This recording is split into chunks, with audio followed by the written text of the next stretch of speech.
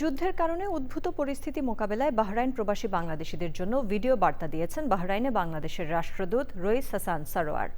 প্রবাসীদের যুদ্ধের কোনো ধরনের ভিডিও সামাজিক যোগাযোগ মাধ্যমে না দেওয়ার অনুরোধ করেছেন রাষ্ট্রদূত। আমরা অত্যন্ত কৃতজ্ঞ বাহরাইনের মহামহিম রাজা হামাদ বিন ইসা আল খলিফা বাংলাদেশি নাগরিকের মৃত্যুতে গভীর শোক প্রকাশ করেছেন এবং তিনি যারা অসুস্থ তাদের চিকিৎসার জন্য যথাযথ নির্দেশনা দান করেছেন। আমাদের মাননীয় পররাষ্ট্রমন্ত্রী মহোদয় ইতিমধ্যেই মাননীয় পররাষ্ট্রমন্ত্রী বাহরাইনের ওনার সাথে কথা বলেছেন।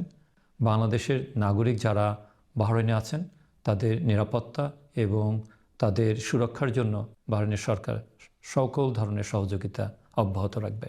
আমরা আশা করি আপনারা কোনো ধরনের যুদ্ধের লাইভ ভিডিও আপলোড করবেন না। আপনারা প্রয়োজনীয় জিনিসপত্র যেমন পাসপোর্ট, সিপিআর, শুকনো খাবার এবং প্রয়োজনীয় ওষুধ এবং অতি জরুরি জিনিসপত্র আপনাদের সাথে রাখবেন। যে কোনো প্রয়োজনে দূতাবাসের সহযোগিতা নিতে পারেন। দূতাবাসের একটা হেল্পলাইনও চালু আছে, আপনারা 33375 যে কোনো মুহূর্তে কল দিতে পারেন, অথবা বাহরাইনের হটলাইন 999 আপনারা কল দিতে পারেন।